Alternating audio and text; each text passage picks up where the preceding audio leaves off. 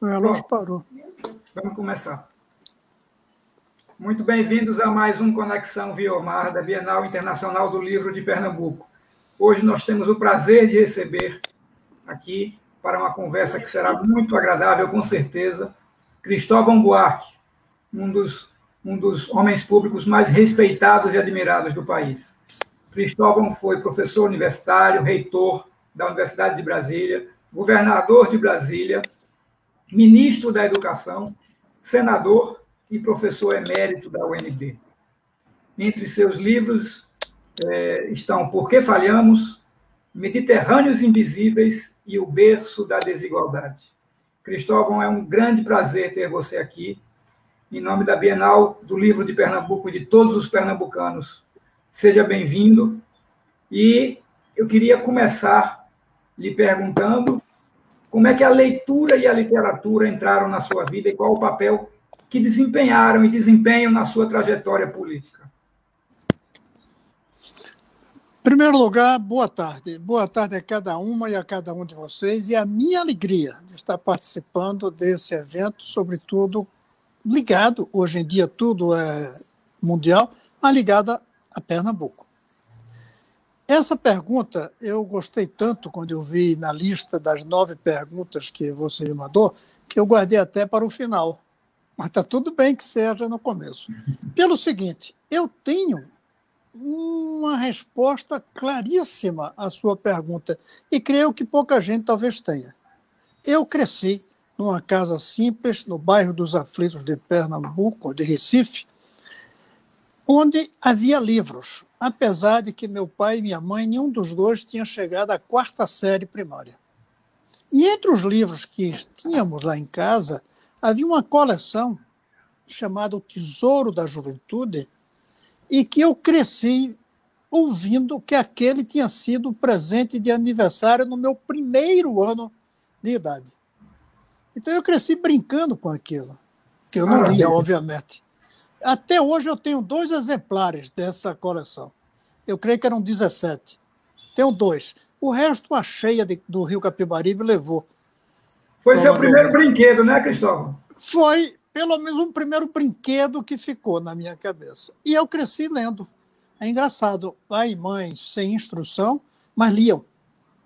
E davam livros para a gente. A minha casa tinha livros. E eu me acostumei lendo. Obviamente, eu estudei no colégio, naquela época, ou você, se tinha prestígio, ia para uma escola pública.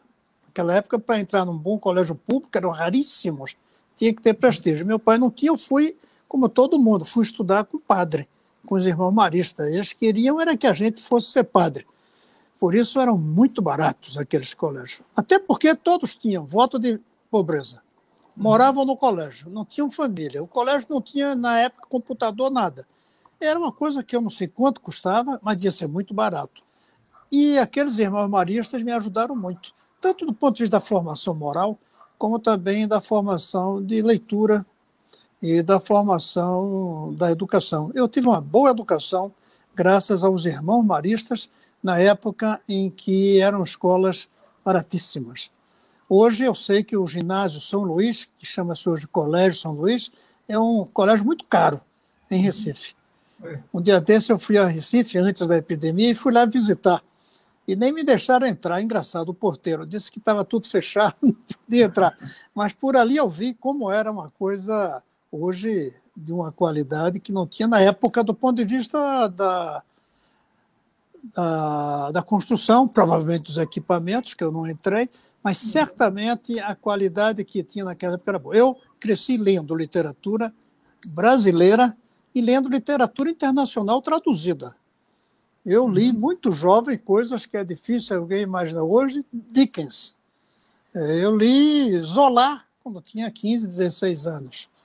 Então, eu cresci lendo, e isso me marcou muito, não tenho a menor dúvida. Agora, só um detalhe. Isso me marcou tanto que, quando eu era governador, eu criei um programa, que eu tenho uma grande satisfação, de doar um livro quando a criança saía da maternidade. Durante o tempo que eu fui governador, a criança que nascia numa maternidade do governo, Eu dava um livro e uma árvore. Que coisa bonita. Porque também eu me lembro que meu pai comentava e minha mãe que uma árvore na frente da casa da gente ia sendo plantada quando eu nasci. Então, isso é uma coisa que me marcou muito também. Então, eu dava uma árvorezinha, eu não, né? O governo. O governo, foi uma ideia minha do programa. Faço questão.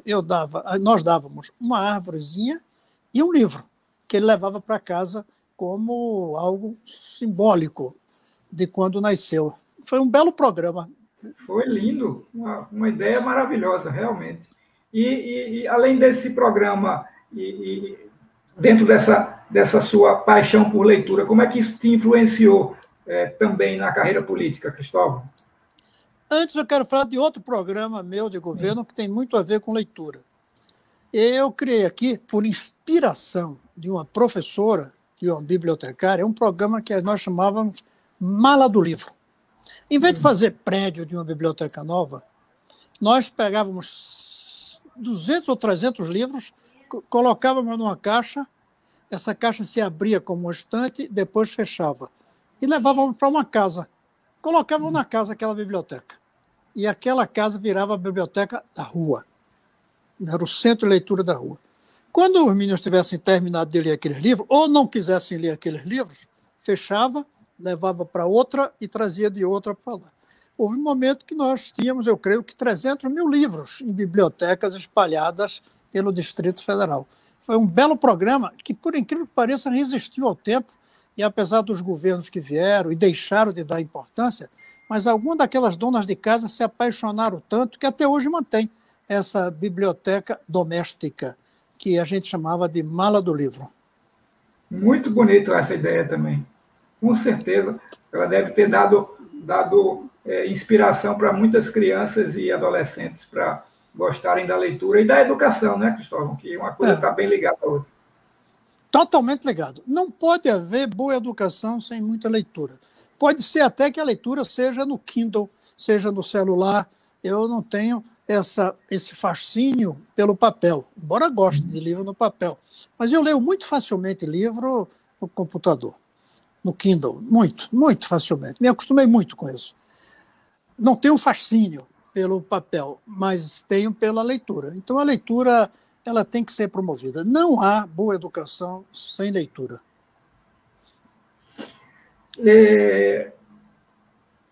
Tem algum novo livro aí a caminho, Cristóvão? Porque a gente citou 3 seus aqui, mas você já está com algum para lançar nos próximos meses?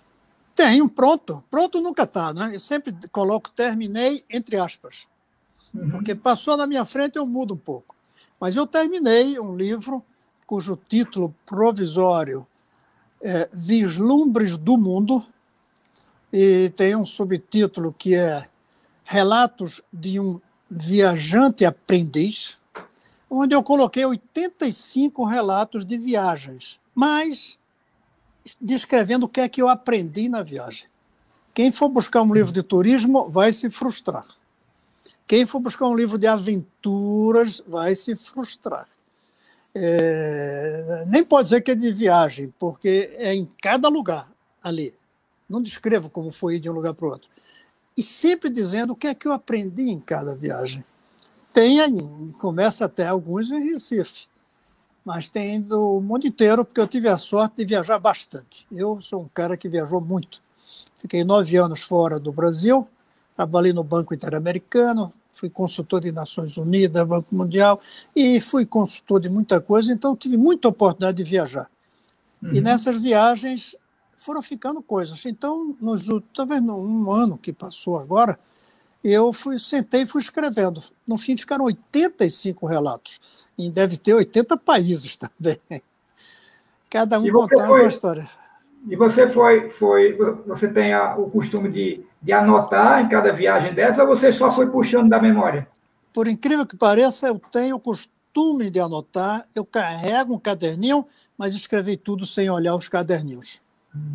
Estou até querendo olhar agora e com medo de descobrir tanta coisa que eu não incluí, que eu vou mudar muito.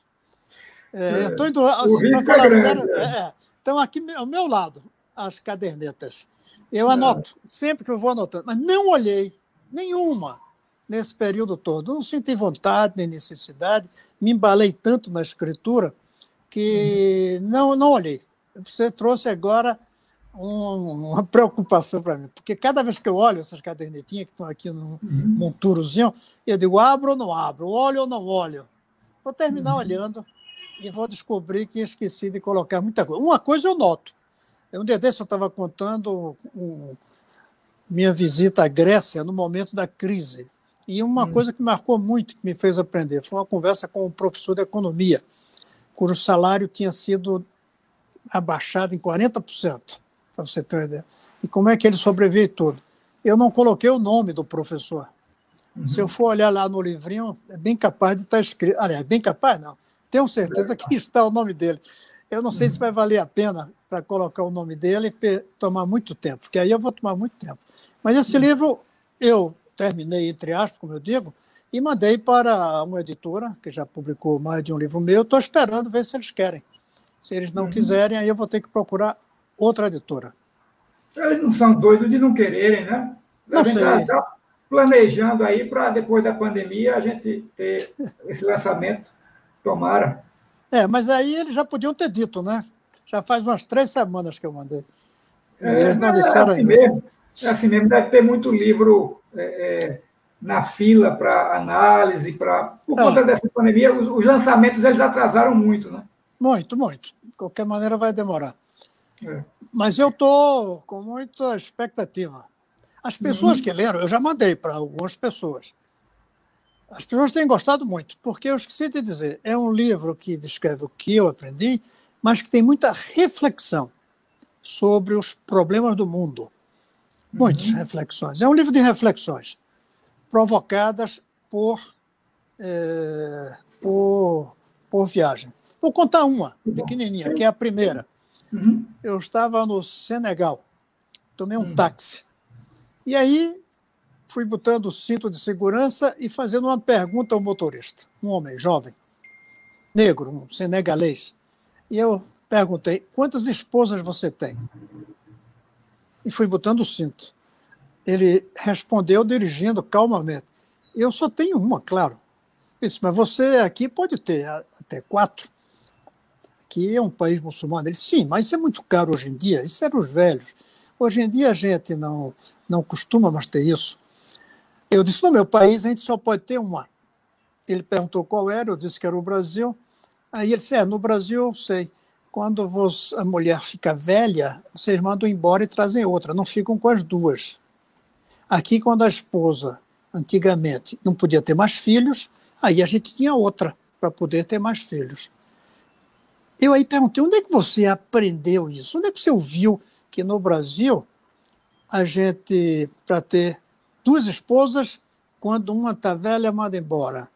Ele disse, nas telenovelas brasileiras. Qual é a reflexão a partir daí? É que nós somos, de certa maneira, arrogantes ao achar que a nossa moral é superior a deles. Esse cara aqui, vocês são bárbaros. No fim, ele me levou à casa onde morava ele, os irmãos, o pai. O pai tinha 3 esposas. E eu estive lá com eles. Então, o livro são essas coisas, mas vem a reflexão. A reflexão sobre a necessidade de modéstia cultural. Não dá para ser arrogante. Nem sempre quem parece ser bárbaro é mais bárbaro do que a gente.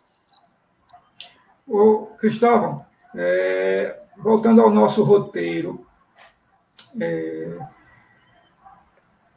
dentro desse aprendizado todo que você já acumulou e como um dos políticos mais respeitados do país, qual é a responsabilidade dos políticos diante da permanência do quadro de exclusão e desigualdade na educação, que é matriz da exclusão e desigualdade na sociedade?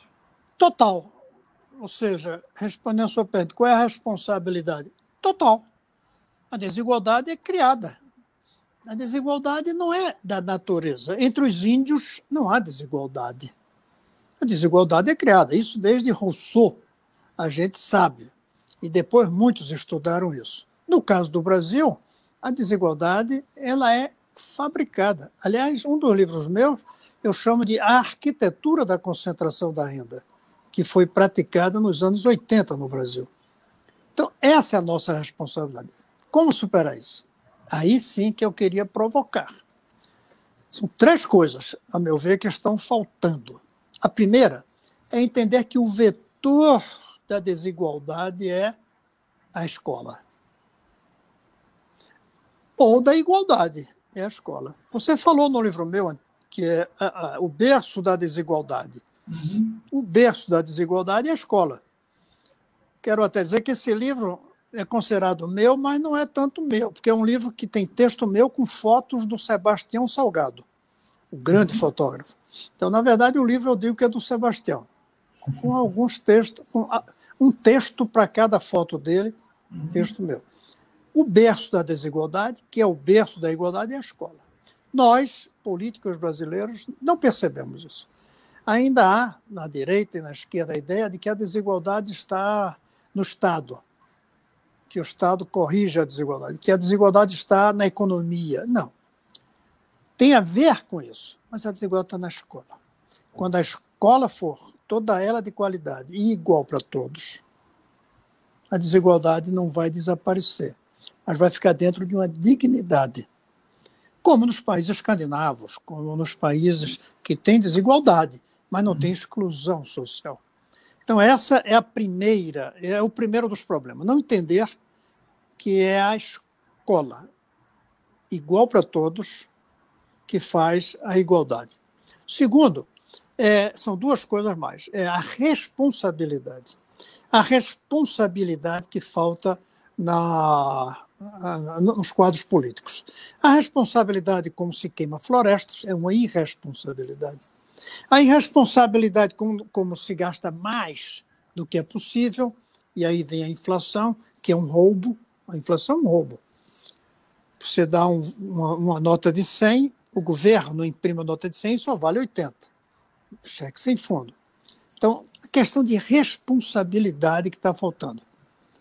E o terceiro é o sentimento diante da pobreza. O sentimento diante da natureza. Falta responsabilidade e falta sensibilidade social. O problema é que hoje as esquerdas têm mais sensibilidade, a direita não tem. Mas, em compensação, não tem responsabilidade. A direita tem até um centro de responsabilidade fiscal. Não tem tanto, embora a inflação brasileira foi feita sempre pela direita. Desde sempre, não foi a esquerda. Foi a direita que fez. Mas a esquerda está precisando de mais responsabilidade e manter o sentimento. E a direita, se for o caso, ter sentimento. Agora, fechando tudo, eu creio que está faltando ideias. Nós estamos muito conservadores.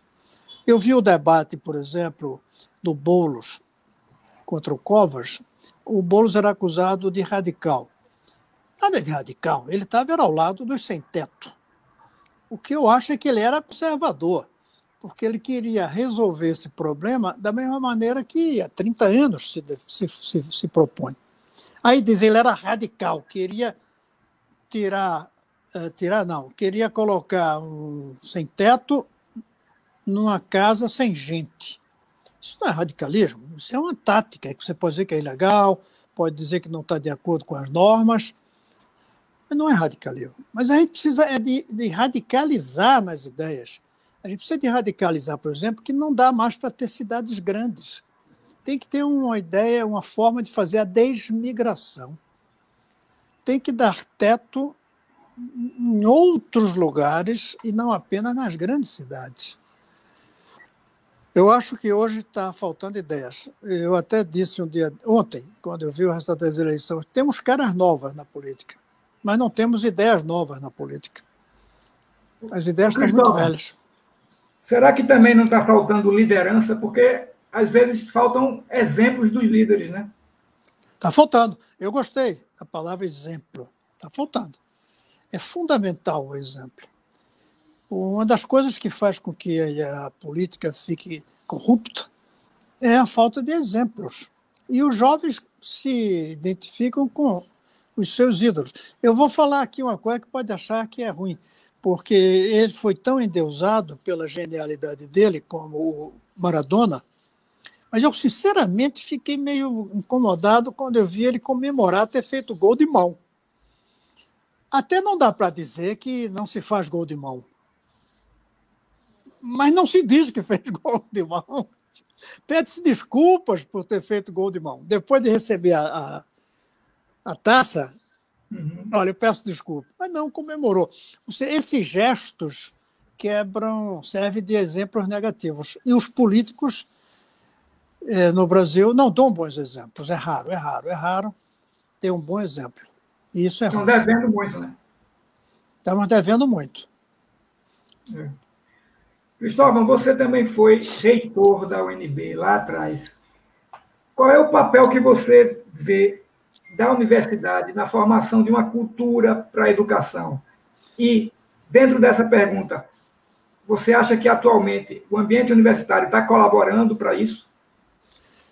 Vou começar pela essa parte final. Não. As universidades não estão colaborando para um salto que o Brasil precisa dar para o futuro. Ou melhor, estão comemorando pouco, colaborando pouco. É pouco. Para o tamanho que nós já temos hoje do ensino superior, para a quantidade de universidades, está aquém do que deveria ser. E aí vem a primeira parte da sua pergunta. O que é que as universidades precisam fazer? A primeira coisa é pensar o que é a universidade. Nós, universitários, eu me considero um, apesar de aposentado, nós estamos acostumados com a universidade do passado. A universidade daqui para frente, primeiro, ela não precisa ser mais presencial. A educação de base, sim, tem que ter uma dimensão presencial grande. Mas as outras universidades, não. Elas não precisam ser mais nacionais. As universidades daqui a alguns anos, vai ser uma só no mundo inteiro, interligada completamente. Por isso, ela vai ter que falar outros idiomas. Não dá para ser só em um idioma. Depois, ela não vai ser mais por disciplinas. Ela vai trabalhar muito pelo que, quando eu fui reitor, eu criei, que eram os núcleos temáticos, multidisciplinares, em torno a temas. Não tem que estudar só nutrição, tem que estudar fome. Não tem que estudar só engenharia, tem que estudar energia. São coisas diferentes. A universidade ficou prisioneira das disciplinas. E o pior é que, com o avanço tecnológico da inteligência artificial, algumas disciplinas estão ficando superadas. Tem profissões que não vão existir mais. A universidade não aceita abrir mão de um curso. Ela quer manter um curso, mesmo que ele não seja mais necessário. Finalmente, a universidade precisa descobrir que o grande problema dela está na educação de base ruim. Não existe país com a educação de base boa e universidade ruim. Não existe. E não existe país com universidade boa se a educação de base for ruim. Quando eu digo universidade, eu digo conjunto. Você pode ter uma universidade boa, porque você pega os poucos bons alunos da educação de base e levam para lá. O Enem, inclusive, está ajudando nisso, porque pega os poucos bons do Brasil inteiro e levam para 3 ou 4 ou 5 universidades boas.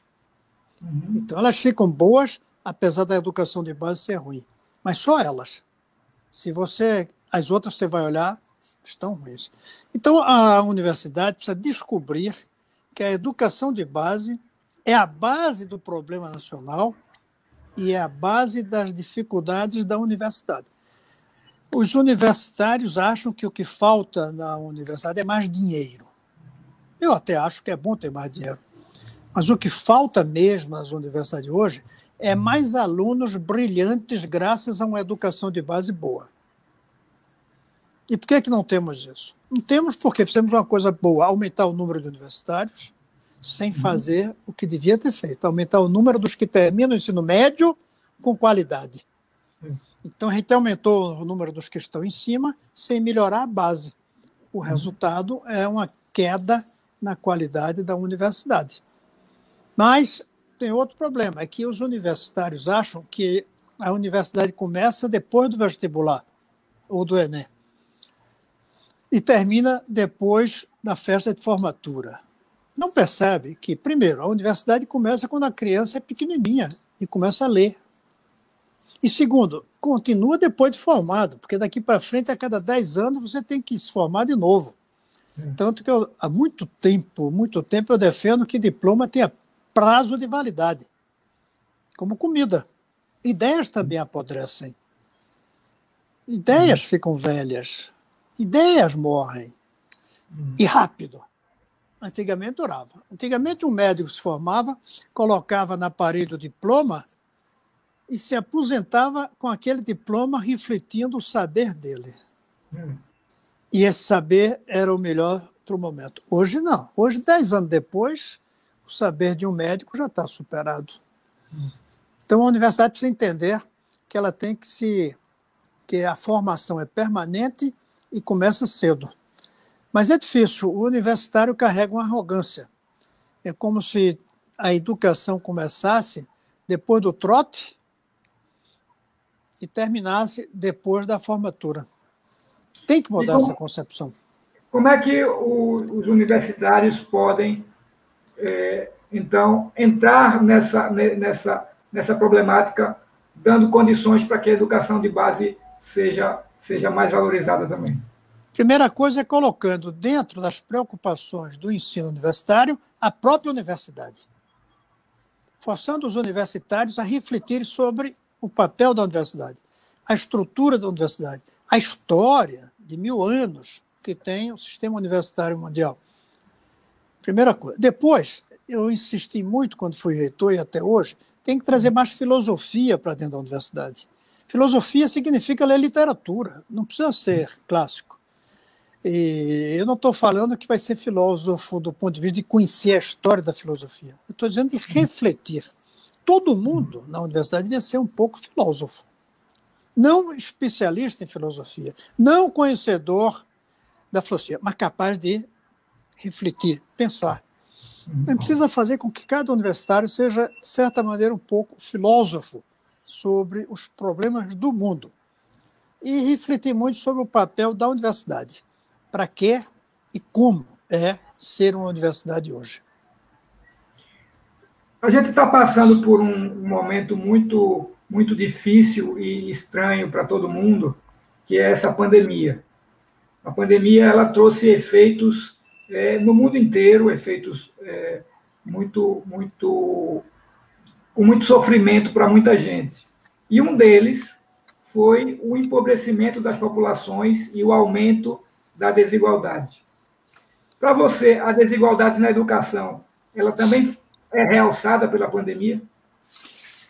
Eu tenho uma posição contrária de quase todo mundo. Eu acho que a educação já estava tão desigual que não dá para ficar mais desigual. Até mesmo é capaz de ter diminuído a desigualdade porque piorou a educação dos ricos. Os ricos estavam aqui, os pobres aqui. Os pobres caíram para aqui, os ricos caíram para aqui.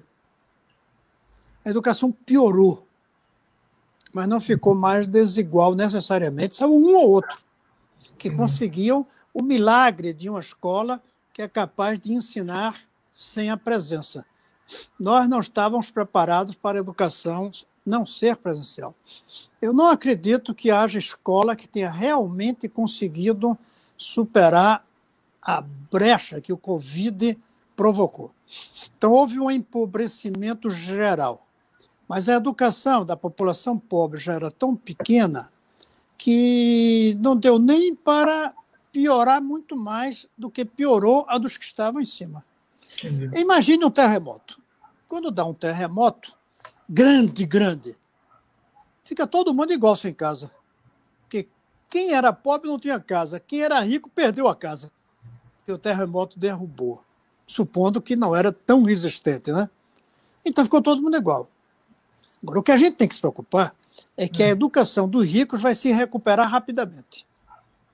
Passada a epidemia, em 6 meses, você vai ver que a população, as crianças ricas, vão ter reforço, vão ter equipamentos modernos, vão ter aula de manhã e reforço à tarde e vão recuperar. E a população pobre, nas escolas públicas sem qualidade, não vão conseguir recuperar. Então, passado o Covid, a desigualdade vai aumentar. Entendeu? É como um terremoto. Aconteceu um terremoto. Aí fica todo mundo sem casa. Os ricos reconstroem a deles e os pobres não. Aí é que a gente precisa de um esforço grande para recuperar a educação de todos. E, nesse caso, a educação ficou menos desigual porque os ricos não puderam mandar os filhos estudarem no exterior. Porque se a epidemia tivesse sido só do Brasil, as classes médias altas e ricos tinham pego os filhos e mandado estudar lá fora. Mas como a epidemia estava lá também, não puderam. Então, a educação deles também piorou. Vai aumentar a desigualdade depois. Por enquanto, eu acho que houve uma piora para todo mundo. Como é que o desprezo histórico que você já mencionou em outra oportunidade, com a educação, ele se assemelha a um apagão? Eu queria que você falasse um pouco sobre isso e depois, de onde é que vem esse desprezo e de que forma ele pode ser substituído pela valorização que a educação merece? E eu vou acrescentar aí, como fazer para acabar com o apagão? Eu chamo de apagão e acho que é uma metáfora correta. A inteligência é uma luz. Então, não ter a educação, a inteligência não se desenvolve plenamente. E aí vem o apagão. Quem não sabe matemática tem um apagão de matemática. Quem não sabe ler, analfabeto, tem um apagão de letras. Cada um de nós tem o seu apagão. Só que no Brasil alguns têm um apagão muito maior do que outros. São os que não tiveram educação de qualidade na educação de base, até o fim do ensino médio. Esse apagão, quais são as causas? Porque outros países não têm. Também quais são as consequências? As causas, a meu ver, são duas. Alguma coisa na formação da mente brasileira, porque cada povo tem uma mente. Tem uma mente de cada indivíduo, mas tem uma mente, uma maneira de pensar do conjunto da população. Nós, por alguma razão, não nos formamos como um povo que desse valor à atividade intelectual. E, portanto, não demos valor à educação. Alguma coisa. Pode ser até culpa do Pero vai de caminha. Em se plantando tudo dá. Para que estudar? Nem para colher a gente precisa, porque trouxe escravo. Então, a natureza favoreceu não estudo. Tem sentido isso. Além disso, eu acho que a maneira como a Igreja Católica praticou a religião, em que bastava o padre ler, e ainda lia em latim, terminou diminuindo a ânsia de aprender. O Lutero, pelo menos, ensinou a Bíblia, e ensinou a ler, e traduziu a Bíblia. Mas o fato é que o Brasil se formou sem dar importância à educação. Quer ver uma coisa? Eu gosto de citar, todo ano o Brasil fica esperando quem vai ganhar a bola de ouro em Zurique. Ninguém fica esperando quem vai ganhar o Nobel de Física em Estocolmo. Não faz parte do objeto de consumo do Brasil ganhar o Nobel. Entendeu? A mente. E o outro é o atavismo escravocrata. A gente tem 500 anos. 350 anos desses 500, uma população imensa de negros não tinha estudo. Mas não tinha estudo porque não se via razão de dar estudo aos escravos. Ou seja, a educação não era para uma parcela grande da população. E os outros, os brancos, não tinham ambição educacional. Por isso que o Brasil é um dos últimos países da América Latina, o último, a ter universidade. Guatemala, Santo Domingo, tinha já nos anos 1500. A gente só veio ter no século XX, nossa primeira universidade. Então, junte a escravidão, que não dava educação, não sentia necessidade de educação para todos, com uma mente que não privilegia a atividade intelectual, é que como se nós fôssemos um país das pernas do futebol, não do cérebro, dos Nobel, aí a educação fica relegada.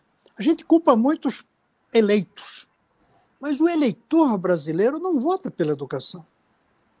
Não vota, não é uma questão fundamental. Além disso, tem a urgência. Não só porque os problemas imediatos pressionam votar por quem dá resposta àquele problema, como a saúde, a violência, o desemprego, como também porque nós não acreditamos que devemos esperar. Nós somos um povo que sofre de urgentismo, imediatismo. Nós queremos a solução já, e a educação demora. Porque a gente ainda não inventou como é que uma criança cresce 15 anos em 2 ou 3. Não tem, como é que chama esse negócio que se põe no bolo para crescer logo? Não tem, não tem fermento real para cabeça. Até uma vez ou outra aparece um gênio, mas é muito raro. Normalmente tem um determinado ritmo para que uma criança vá melhorando. Então a educação precisa de uma estratégia de 30 anos para que nós sejamos iguais aos melhores, e o Brasil não deseja ser igual aos melhores, não tem essa perspectiva.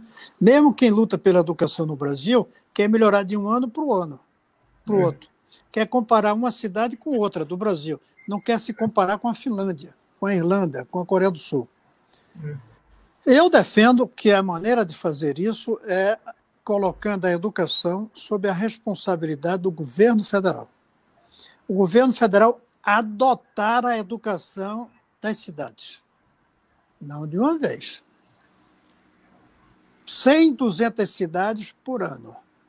Até que daqui a 25 anos todas estejam adotadas pelo governo federal. Aí vai ser uma qualidade única. Que são duas coisas que o brasileiro não tem aspiração. Ser campeão mundial de educação. 2, que a escola do mais pobre seja tão boa quanto a escola do mais rico. Se eu falar isso, muita gente vai achar que é demagogia. Mas todos os países sérios já fizeram isso. Tem desigualdade de educação de um menino para outro? Tem, por causa do talento, por causa da persistência, por causa da vocação. E não pode dizer que todo mundo queira ser intelectual. Não. Agora a escola tem que ser a mesma. E aí quem quiser escolhe. Eu fecho lembrando o futebol. Não dá para querer que todo mundo jogue na seleção brasileira de futebol. Mas a bola é redonda para todos. Todos têm a mesma chance de chegar na seleção. Poucos chegam porque a disputa é grande. Então, falta redondear nossas escolas. Eu não vejo outra maneira a não ser um grande programa nacional patrocinado pelo governo federal. Eu não acredito que a escola municipal, num país tão desigual como o nosso, vai dar boa escola e escola igual de uma cidade para outra.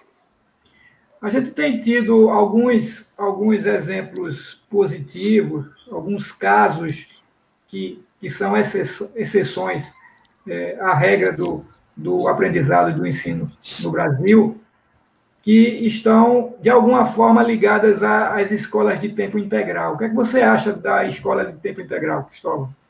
Não é escola se não for em tempo integral. É quase escola. É fake escola, mas não é escola.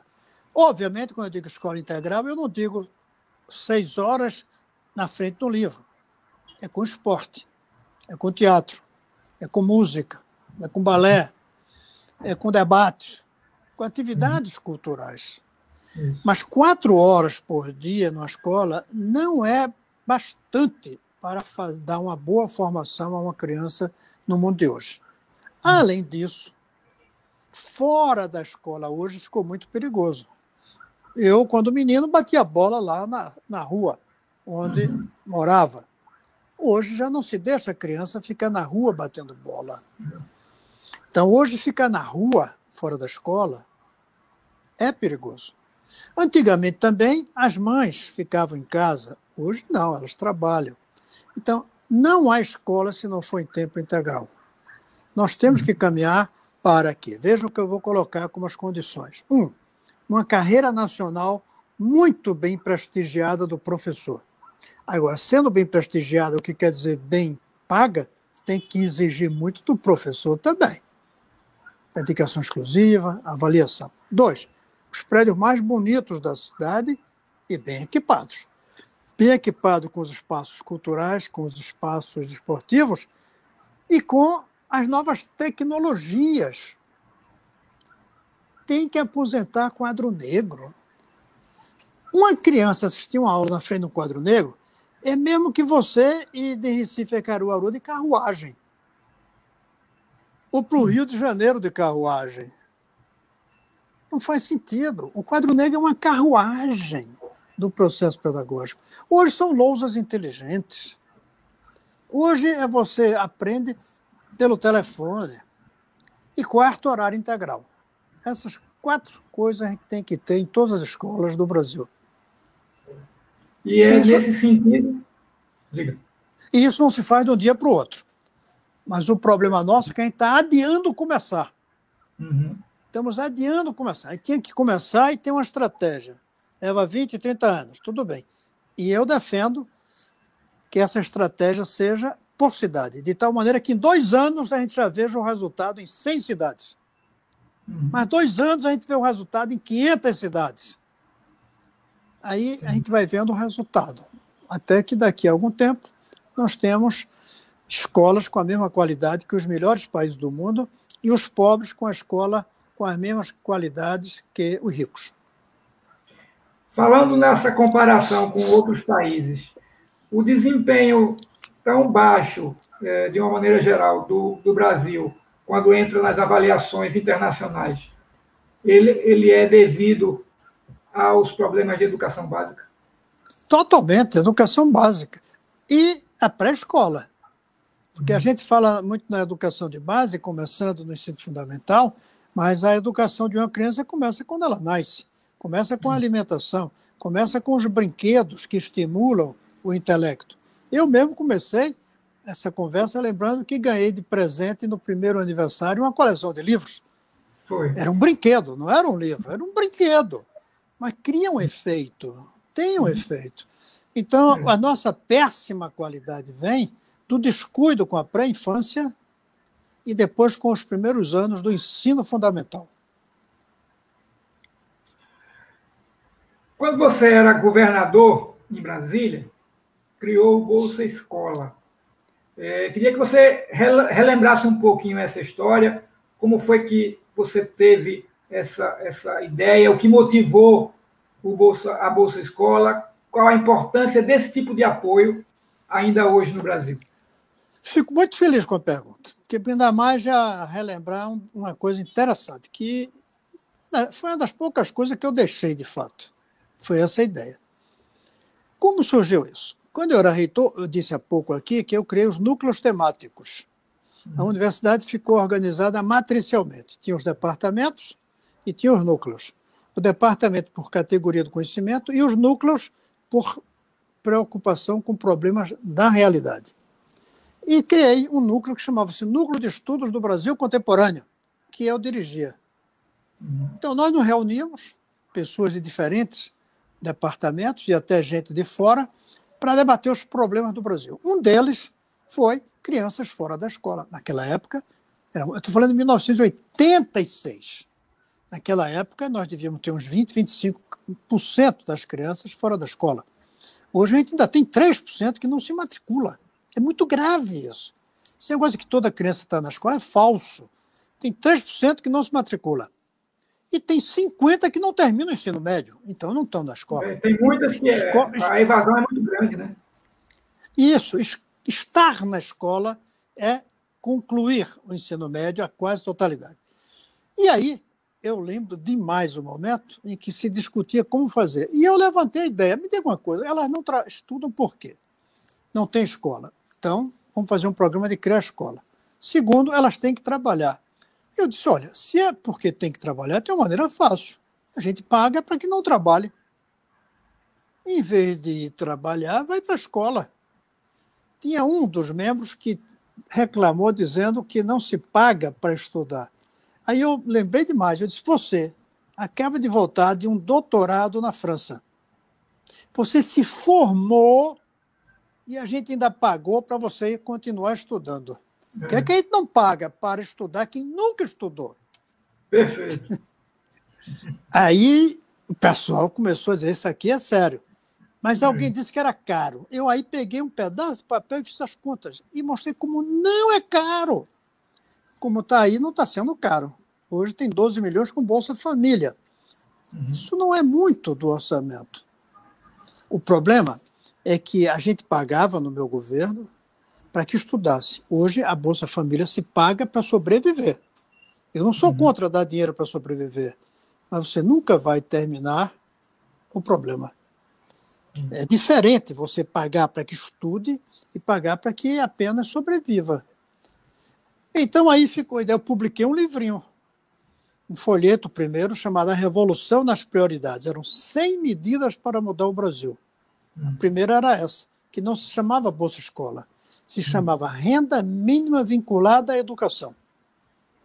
Quando eu fui candidato, nessa época eu nem pensava nisso, em 94, então já 8 anos depois disso, aí alguém perguntou, por que não propõe isso para Brasília? No primeiro momento eu resisti, disse, não pode, todo mundo vem para cá para pegar isso. Aí eu pensei, não, eu vou botar uma condicionante. Só recebe quem estiver morando aqui há pelo menos 5 anos. E aí criei, propus o programa no meu programa de governo. Só que eu vi que renda mínima vinculada à educação era uma expressão que não tem publicidade, não dá voto. E eu bolei a ideia Bolsa Escola. Não sei porquê, mas me lembro, sentei no computador para justificar o programa, para que os marqueteiros trabalhassem, eu aí disse, por que não Bolsa Escola? E ficou. E virou até um nome meio internacional. Na minha sala, lá no Senado, eu tinha uma coleção, 4 autobiografias do Clinton, do ex-presidente Clinton. E tem inglês, francês, turco e alemão. As pessoas me perguntavam, pô, você gosta tanto desse Clinton? Eu dizia, não. E você lê turco? Eu disse, não. E por que tem isso aí? Eu digo, é porque é a única palavra que eu criei que está em todos esses idiomas escrito em português. É interessante, todas as traduções da biografia do Clinton tem lá escrito Bolsa Escola.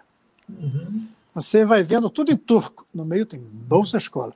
Obviamente ele cita Fernando Henrique Cardoso, porque foi quem pegou do Distrito Federal e levou para o Brasil inteiro.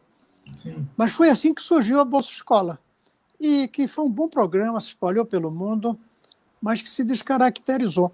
3 descaracterizações que eu acho lamentáveis que o Lula fez. Ele fez uma coisa boa, foi pegar 4 milhões e passar para 12.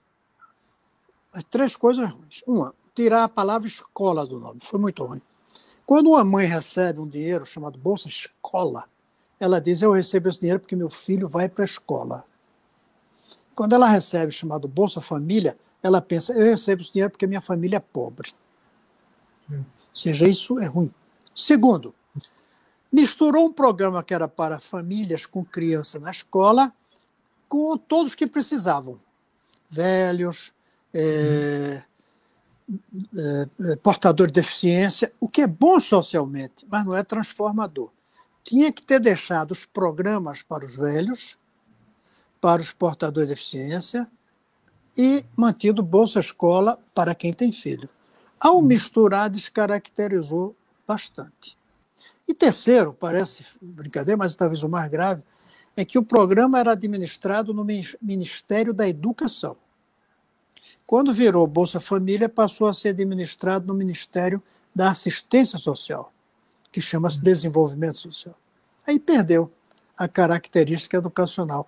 E hoje é um bom programa, não dá para acabar de jeito nenhum, nem se deve. Milhões de pessoas sobrevivem graças a ele, mas não vão sair da pobreza. Vão continuar dependendo, porque não vão para a escola. E a ideia original se perdeu, né, Cristóvão? Porque aí você se perdeu. Em todo um outro formato e um outro ambiente, e que aí se descaracterizou, como você falou, tanto que o propósito dele também foi para outro lado. Né? Se perdeu, e aí terminou virando um programa assistencial. Eu não vou dizer assistencialista, que tem uma característica pejorativa. ficou assistencial. E, para muitos, ficou até como uma maneira de ganhar voto. Eu quero lembrar aqui que o meu programa no governo era tão duro que eu perdi a reeleição. Eu perdi a reeleição em grande parte porque eu dizia em todos os lugares que eu ia, olha, não me agradeço essa bolsa, porque se seu filho faltar 3 dias no mês, você perde. E eu dizia com ênfase, e até com certo orgulho, você só recebe porque seu filho vai à escola. Então não me agradeça, não. Eu é que lhe agradeço, porque seu filho está estudando. Então, se não tem que agradecer o governador, por que a gente vai votar nele? E eu terminei perdendo a reeleição. Hoje virou um pouco um programa assistencial e com muitas características eleitoreiras. Tanto que esse Bolsonaro, que obviamente sempre criticou isso, agora quer até aumentar o valor e o número. Por quê? Ele percebeu que dá voto. Aumentou a popularidade um pouquinho, que estava tão baixa, não foi? Foi. Cristóvão, falar um pouquinho de uma coisa que a gente mais uma vez, por conta de um episódio de violência, o Brasil voltou muito a atenção e se comentou muito a questão do racismo. E você abordou isso também num artigo recente, a relação entre o analfabetismo e o racismo. Eu queria que você explicasse um pouquinho isso para a gente. Quando você encontra uma pessoa analfabeta, ou seja, que realmente não sabe ler, você percebe na maneira como ela olha para você. Ela olha para baixo, ela olha intimidada, ela se sente inferior. Porque ler é uma das coisas fundamentais do mundo de hoje, do mundo moderno. Isso gera um racismo, na medida em que a maioria dos que não sabem ler no Brasil são negros.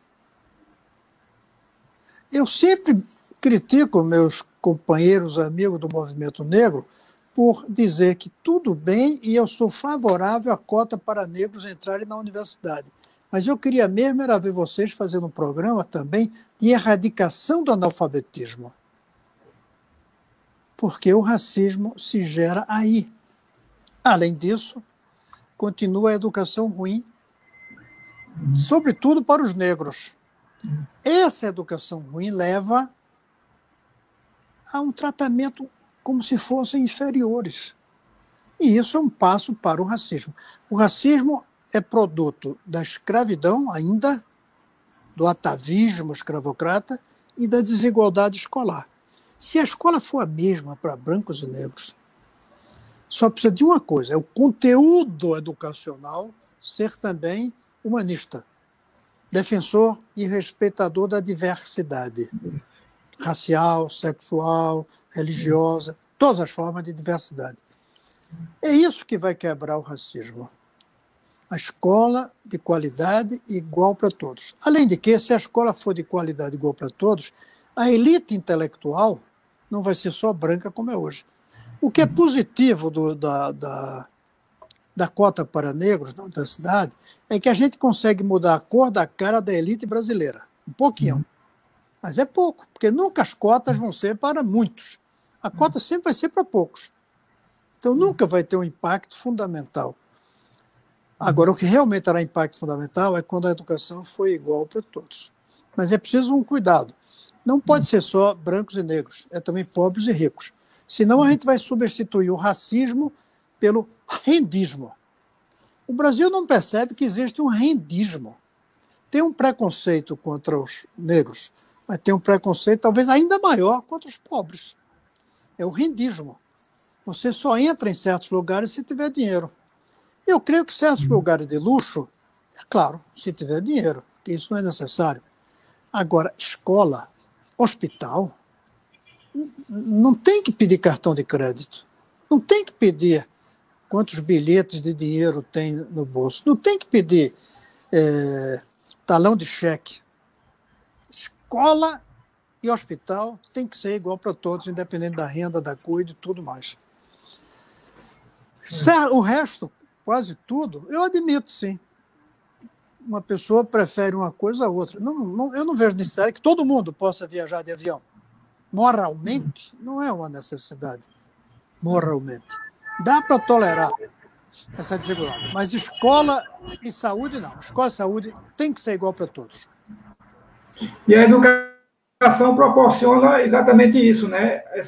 Essa oportunidade para todo mundo. A gente já está chegando ao finalzinho da conversa, Cristóvão. Eu queria terminar lhe perguntando, também uma outra expressão que você usou recentemente, como é que a falta de leitura e o analfabetismo, eles asfixiam as pessoas e também a nação? Muito obrigado por essa pergunta. É um conceito que eu trabalho. Na verdade, são dois conceitos. Um é da asfixia. Qualquer animal, inclusive nós, humanos, nós precisamos respirar oxigênio. Mas só os animais, homens, seres humanos, homens e mulheres, precisamos respirar também ideias. Precisamos respirar espírito. Precisamos respirar literatura. É uma respiração. Cultura é o oxigênio. Não ter cultura é estar sendo asfixiado. Então, quando aquele homem gritou, eu não consigo respirar, qualquer analfabeto tem direito de dizer isso também. Eu não estou respirando. Não estou respirando cultura. Não estou respirando ideias. Isso é uma coisa. A outra são as algemas da escravidão. Você colocar algema em qualquer animal, nas pernas, nos braços, você está escravizando. Mas no ser humano, você quebrando a algema nas mãos, se não alfabetizar, ele continua algemado. É a algema da mente, a algema do intelecto, ou até a algema do espírito. O ser humano, para deixar de ser escravizado, precisa de uma lei áurea da abolição da escravatura, mas precisa de uma lei áurea da garantia de educação para todos. Existe uma algema invisível, que é a algema intelectual, que é a algema que a gente só quebra com a escola, com a educação. O Brasil quebrou a algema que amarrava as mãos, os braços dos escravos, mas não quebrou ainda a algema que amarra a mente dos brasileiros pobres. E aí entra especialmente os afrodescendentes, mas não só eles, os brancos pobres também. Cristóvão Buarque, muito obrigado pela conversa, pela participação aqui no Conexão Biomar, da Bienal do Livro de Pernambuco. Foi um prazer enorme conversar com você e já esperando a próxima oportunidade para a gente conversar sobre o novo livro, das viagens. Vamos lá, os vislumbres do mundo. Quem sabe eu não vou lançar aí em Pernambuco. Até porque com certeza. Começa aí e tem muita viagem pelas pontes pernambucanas, recifenses, aliás. Tá certo. Cristóvão, um abraço, muito obrigado mais uma vez. Eu que agradeço muito essa conversa. Eu sempre digo que responder é fácil, difícil é perguntar. Muito obrigado pelas perguntas. Obrigado, Cristóvão. Um abraço, viu? Até a próxima.